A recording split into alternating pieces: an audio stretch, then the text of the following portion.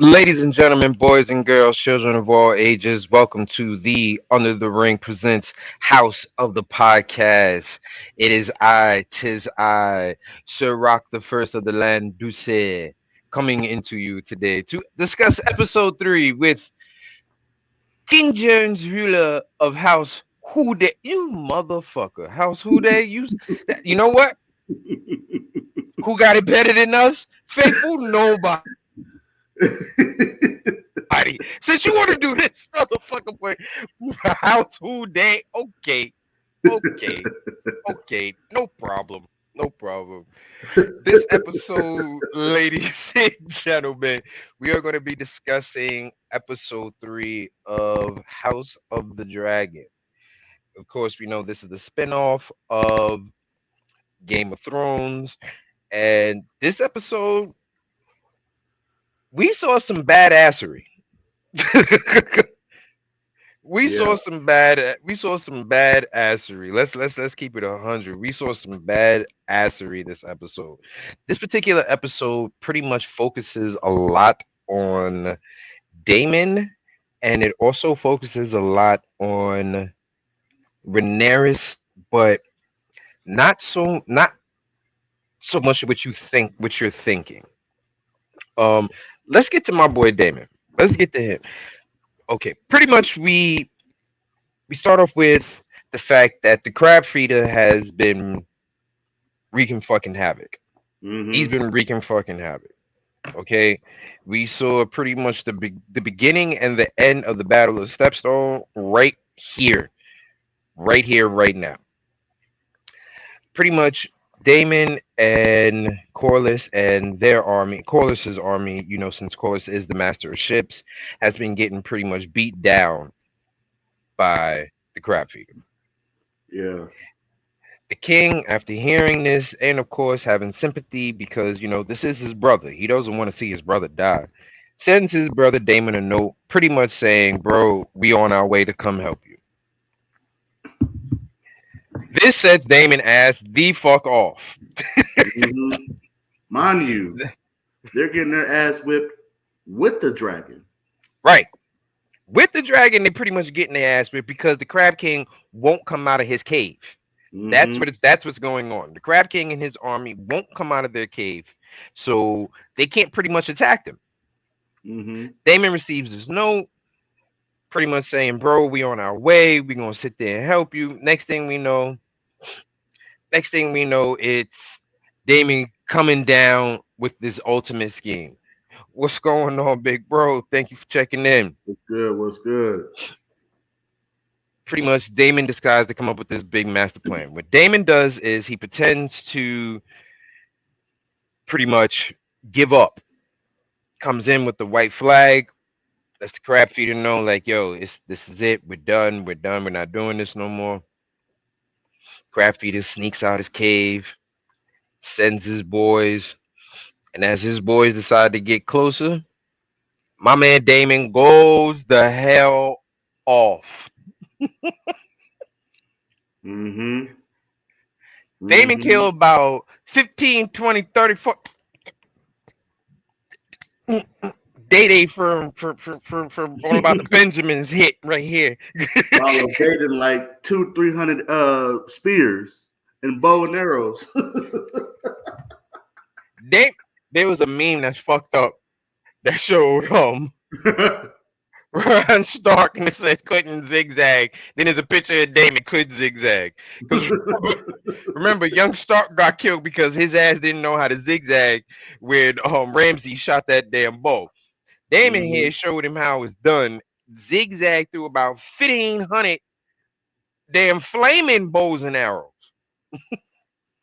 coming at him, killing about 1,800 crab feet army members along the way.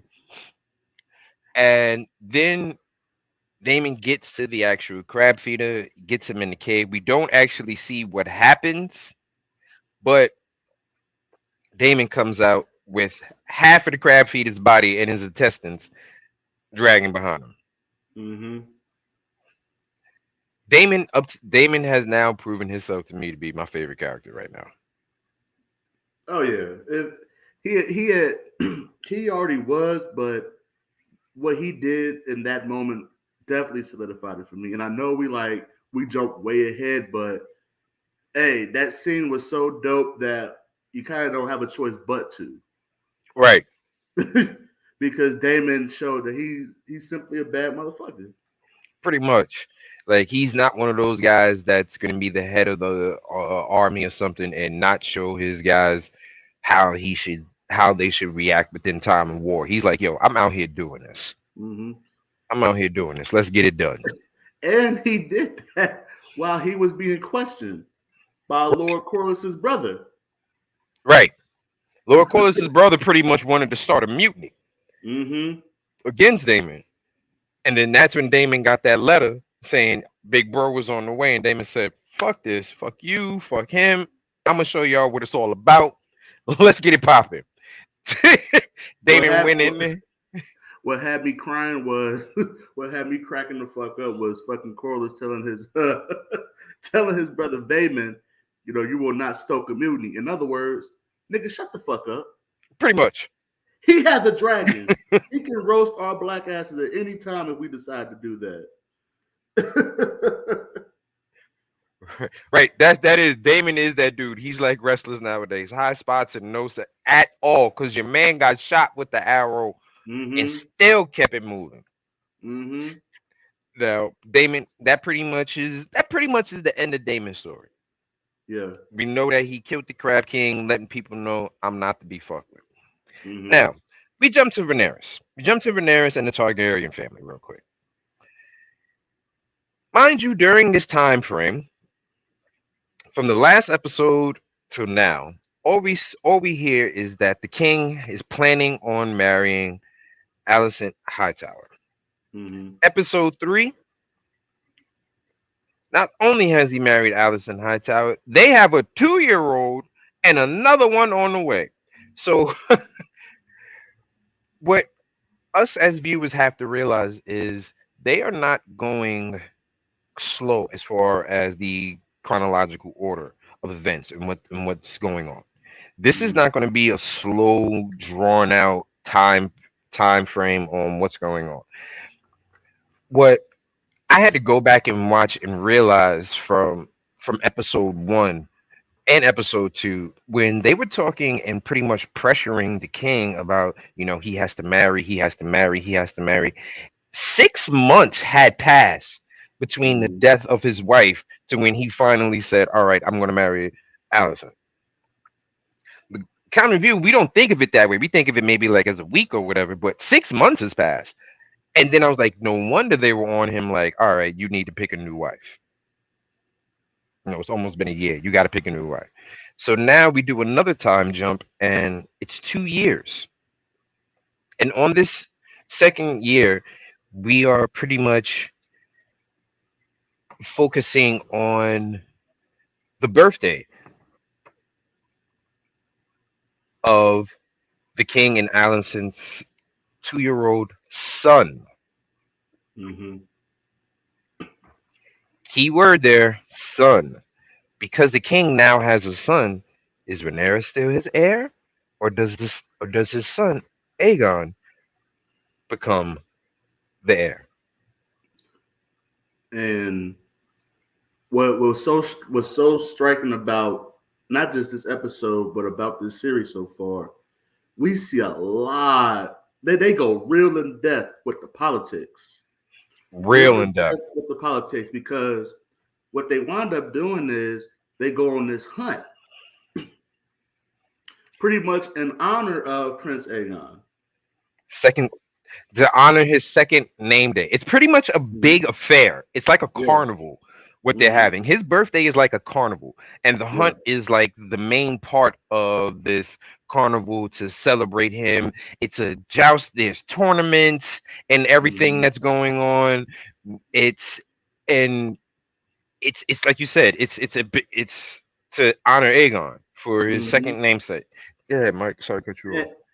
No, you're good, brother. And pretty much the coup de grace of this is the capture and the hunt down the white stag, the white hart. And the white heart represents pretty much if you're able to catch this, it basically gives you royal validation.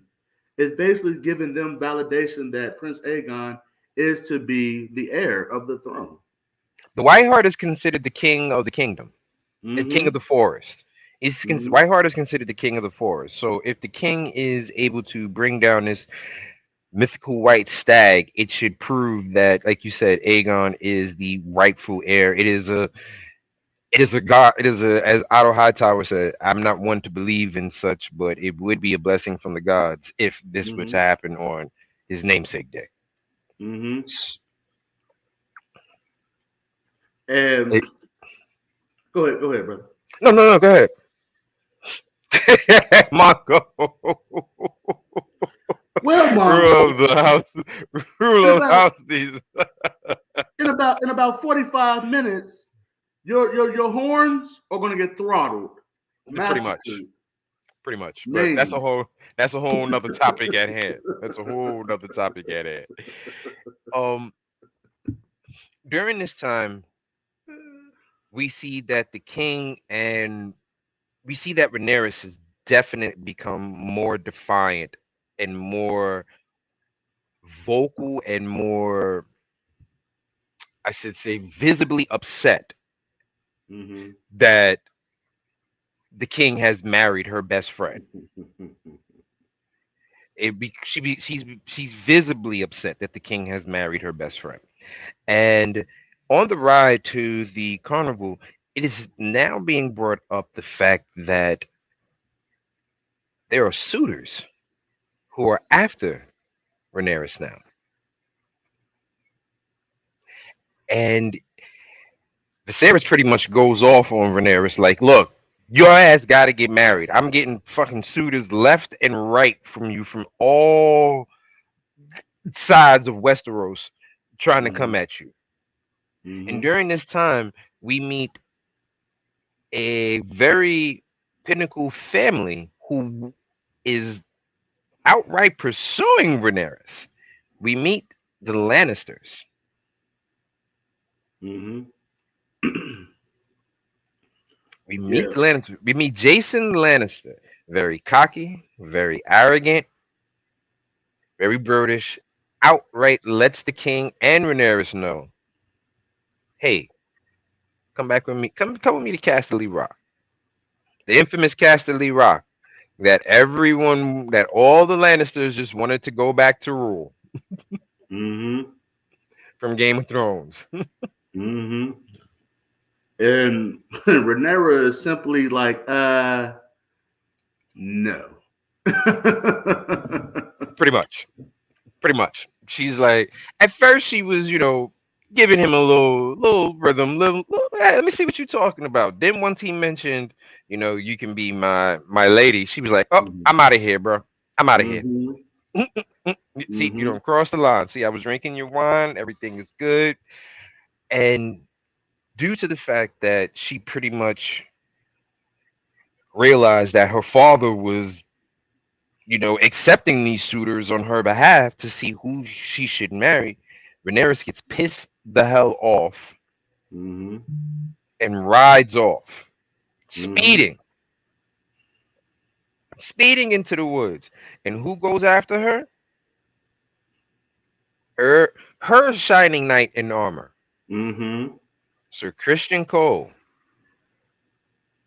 Sir Christian, of course, is he's one of the King's guards, and he is pretty much Rhaenyra's bodyguard. He's supposed to go everywhere she goes, but a knight in shining armor, Sir Christian Cole, riding in, Mm-hmm. grabbed the reins, Yep. had the little talk about a fire with Rhaenyra. Spent the night out in the woods because Rhaenyra wouldn't go back to camp just yet. And during that time in the night out in the woods, what happened was a wild boar came and attacked the camp. Mm-hmm. And during this, I don't trust nobody named Christian no more. During this time, the camp, the wild boar came and attacked Rhaenyra. It attacks Sir Christian Cole, and we see Rhaenyra pretty much take out all All her right. frustrations. Christian Cage, Christian Cole, don't matter. Hell no, I don't blame you. Take out Right. all her frustrations on this wild boar as she's killed him. Mm-hmm. Like she jukes the hell out of it. Yeah, Jukes the hell repeatedly. out this wild boar repeatedly, all her frustrations. So in the process of the next morning, because of course they made camp for the night. The next morning they head back into the carnival setting for Prince Aegon, and oh, I skipped one major part.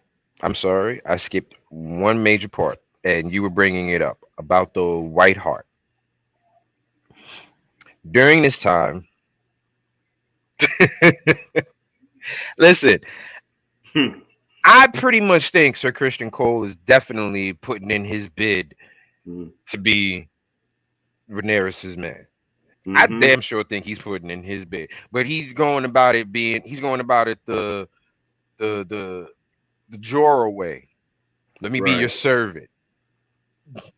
Right. He's going about it the Jorah way. Let me be your servant. Now, something major that happens during this, before we get to Rhaenyra's returning to camp, is during the hunt, the king and his men find a huge stag. Huge, huge stag. But yeah, she damn sure did. Rhaenyra F that damn boy. Yeah, He she, killed yeah. the hell out that boy. Mm-hmm.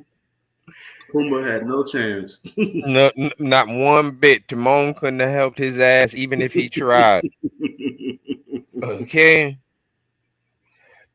The stag was huge, but it was not the White Hart. It was a regular old big ass, huge ass damn deer. So in a way, Viserys, you see the disappointment in Viserys' eyes, like the gods did not bless me to find Whiteheart. Hmm.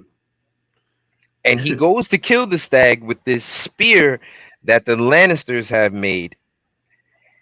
And the first stab he makes, he misses the stag's heart. So now the stag is just writhing in pain, Mm-hmm. which is also significant in the fact that he couldn't do it in one shot. Same way he couldn't produce a boy his first time around. Mm-hmm. He had to go in for the second one, which eventually killed the stag, and they have meat for the carnival now. You want to know something? And I found it funny when I was thinking about and watching that scene. That was clearly some Christopher Columbus type shit they did. like, like, like how Oh, shit. Columbus apparently discovered America on accident. It was like, well, we couldn't find the white stag. Well, this would do. Nah, the part that got me about that is when the fact they were hunting the stag down. They picked Mm-hmm. up some damn deer shit, Yeah. smelt it, squishing it in his hand. Viserys said, about 2 hours away. Now, Viserys got deer shit on his hand and he done squished. Your man taps Otto on the shoulder and wipes the deer shit pretty much on Otto's shoulder. So your man is walking around with deer shit on him right now, okay? That's what's going on, pretty much. Your man is walking around with deer shit. I was like, oh, no, you just didn't wipe deer shit on my man's shoulder. So, once again, we get back to the hunt. Now, Rhaenyra has killed this boar. She's on her way back to camp. And guess what Rhaenyra and Sir Cole see? Whiteheart. Mm-hmm. They see the Whiteheart. Of course, they could kill it, bring it back, and it would have been a big, huge omen sign to everyone if Rhaenyra was the one that brought back the Whiteheart. But she didn't. She let it go. I was it's important that she let it go. I guess I understand, but to me, like I just said just now, if she'd have killed that white stag and came back with it, there'd have been no more doubt in anyone's mind who the heir should have been. Right. And I think her letting it go is going to backfire later because it's going to cause an even bigger rift on who the heir is. Right. And and like we had mentioned earlier, the politics is playing in her mind Hmm. because, like you said, she could have easily killed that white stag and brought it back to the camp. Like, yeah, now what? But at the same time, although she's been resistant, extremely resistant against tradition, she still has to. She's still somewhat. I don't know if she's somewhat respecting it, but she's still like, okay, this is the way things still is. You know? It's installed in her. It's been installed in Yeah. her since birth, so it's something that she Hmm. can't just give up. She Right. does know tradition. But something that major happened during the feast and everything, because Daenerys comes back with the wild bull. So guess what? We got pork chops to go with this deer now. So we got Hmm. venison and pork chops, folks. They eating good at this carnival. Good. Okay, they eating good. During this time, Viserys is talking to Sir Strong, and who is the master of laws, and he's talking to him about who he should pretty much pair Daenerys up with. Sir Strong says, "Yo, you ain't never lied. That scene did. Yo, venison and burnt pork ends. That sound like a hell of a barbecue to me." Hell yeah. Okay, Sir Strong actually implies that possibly his son has a club foot, and if you notice, is sitting with the ladies during the time because, of course, he can't join the men during the hunt because of his club foot. Otto Hightower interjects during that time of Sir Strong and Sarah's talking and pitches someone wild to Viserys to pretty much betroth Rhaenyra to. He pitches the idea that just to ensure that there is no issue on who should be the heir, who should get the throne, pitches the idea that Viserys should betroth Rhaenyra to her younger brother Aegon, who is two. Her 2 year old younger brother. And we've mentioned this before, folks. Back then, Mm-mm. there was no such thing as morality as far as stuff like that, right? It was all about the royal bloodline. How Keeping can we that keep alive. the royal bloodline going? How can we keep it going? And for him to mention and the thing about Otto Hightower,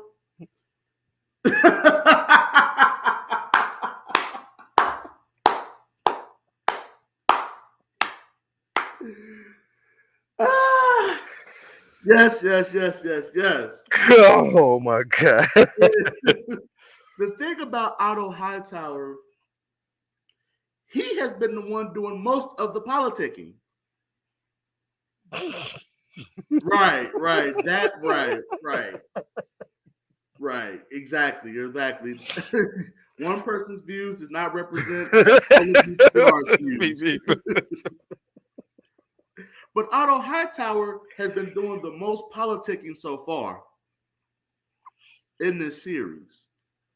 Hightower has put his family and his line in the highest position from episode one until now. And that's a perfect transition. Oh no, Otto's a piece of shit. He is a piece of Mm, fucking shit. And with that being said, there is a very interesting conversation that takes place between Allison and Otto. Mind you, Allison at one point was Rhaenyra's best friend. pretty much her handmaiden. Pretty much Yep. her maiden, because she would study with Rhaenyra, check on her. She was pretty much Rhaenyra's maiden. You Yeah. know, Her maiden and her best friend. Now we fast forward to the stepmom. And you see this conversation taking place between Otto and Allison. And you can see like some of the guilt that Allison is facing. Like they talk about the throne, they talk about the heir, and Allison is very hesitant. Like, yeah, my Mm-hmm. son could be the heir, but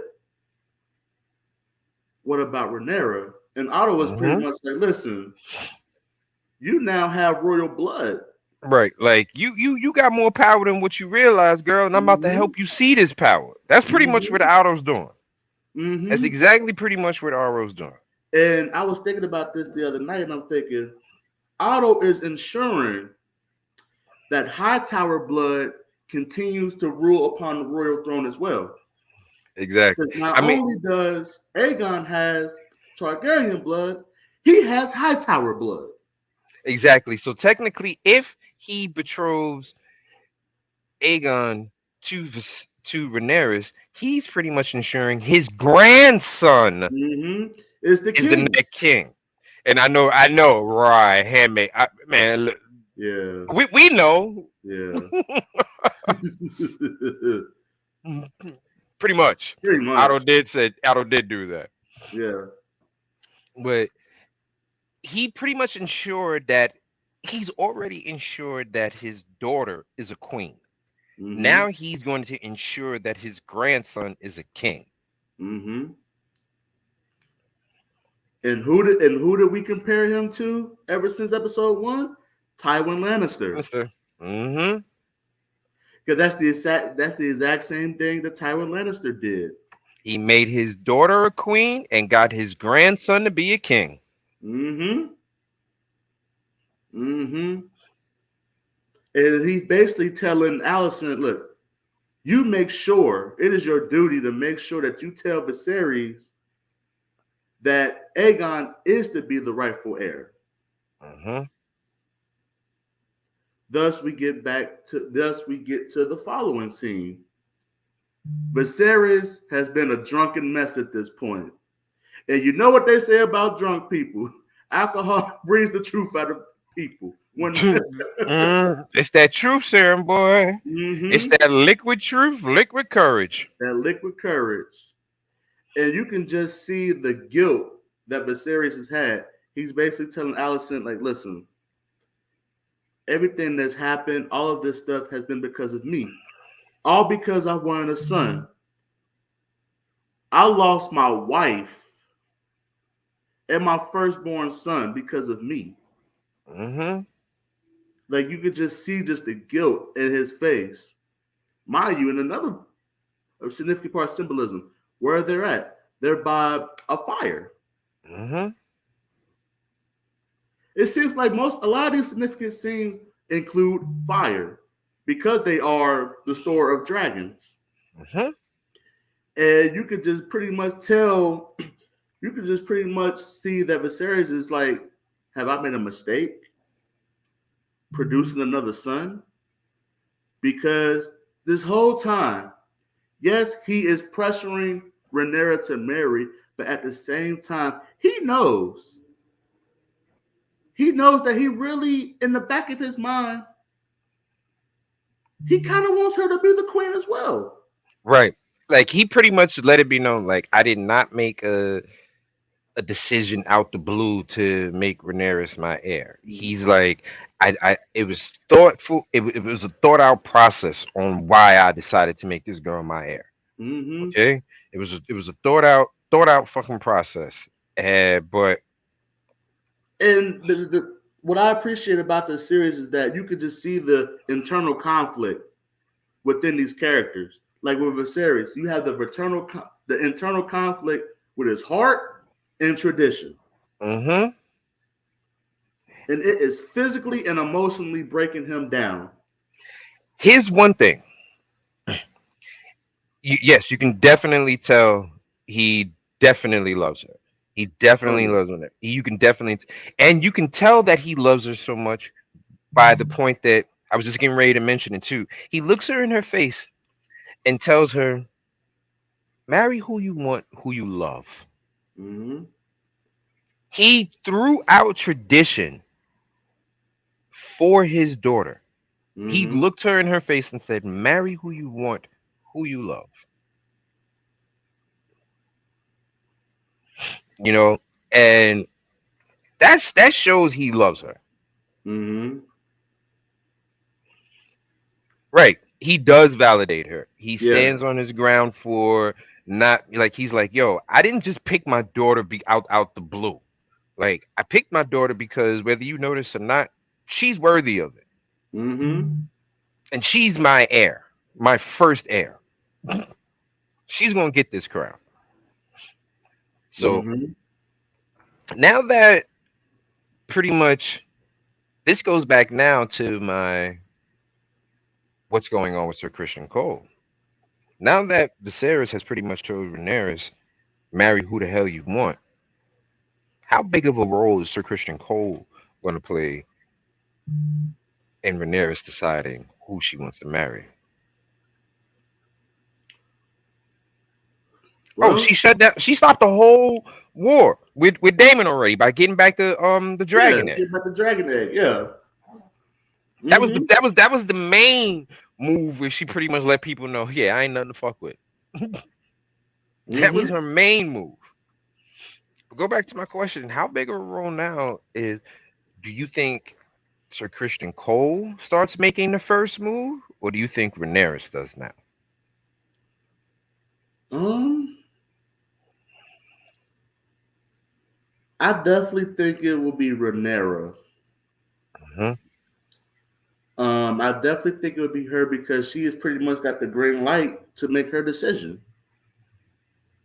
He's taking a celibacy vow, but so did fucking Jamie Lannister. And we see how that went, didn't it? Mm-hmm. And mind you,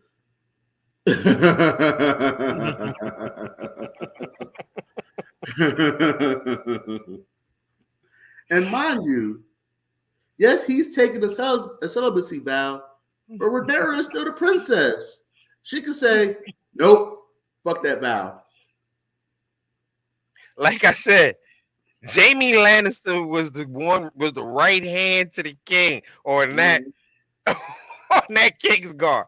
And not only did he not do celibacy, your man produced babies out of it. Okay, Mm-hmm. babies, not just a baby, babies.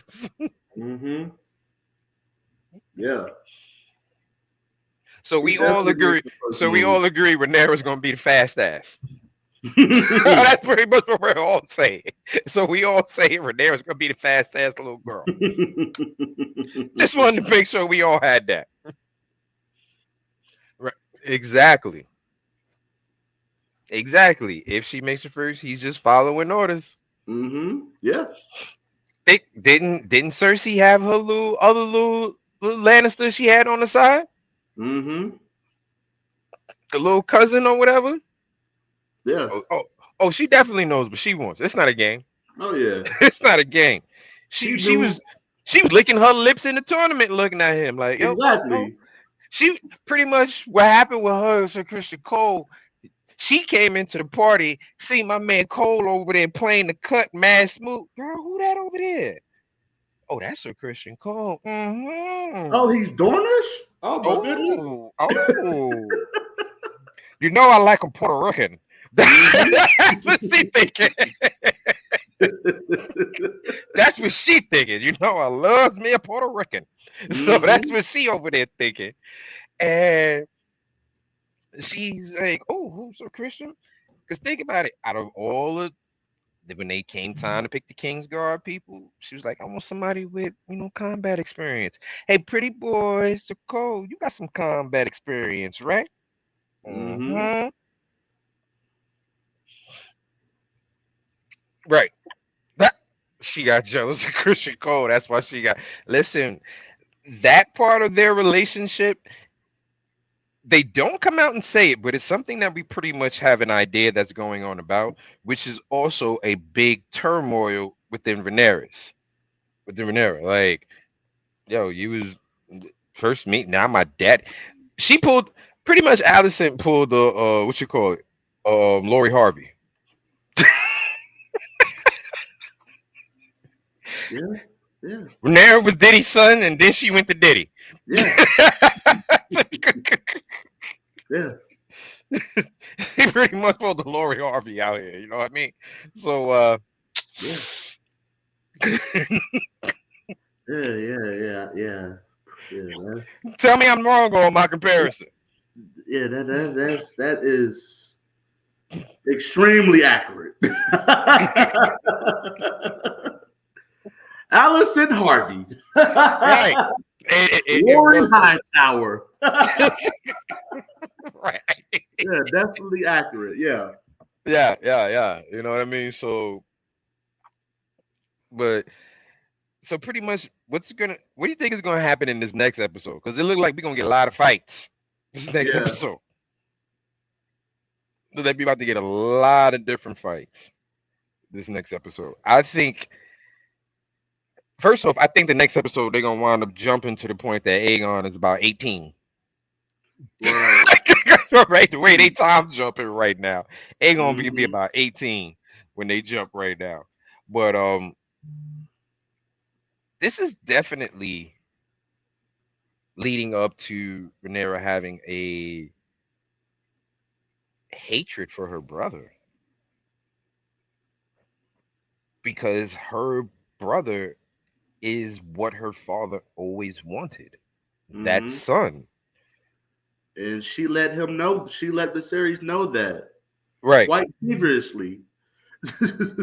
Like you happy? You finally got your son, huh? And like you're no like I'm no use to you anymore. You have your son,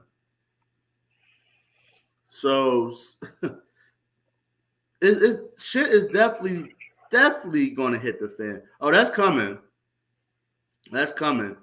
It's like I said earlier, like his body is breaking down more and more by the episode. here's the Like his thing. health. Here's the thing.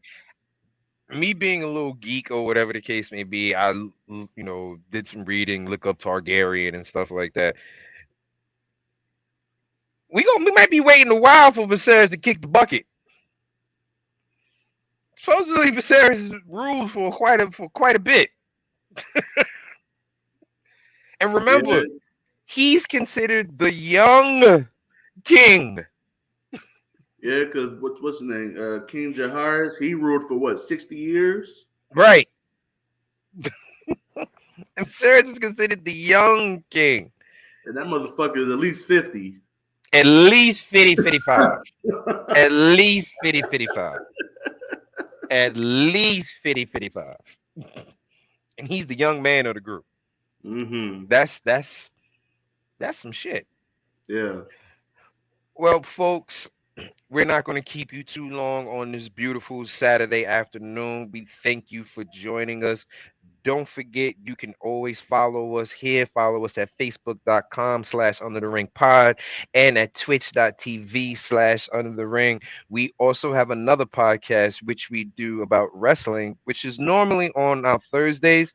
Every Thursday, under the ring, we air about 8:30 ish. Of course, our main producer who could not join us today. Don't forget to follow him on Twitter, Greg Bush SK. Don't forget to follow me on Twitter, RockRibs44. My boy right here, Mr. Fresh Beard. Don't forget to follow us. Thank you for joining us. We will be back at our normal Wednesday. Mm-hmm. We will be back at our normal Wednesday, but before we go, one more thing. He won't die until the gangrene takes over his body like currency.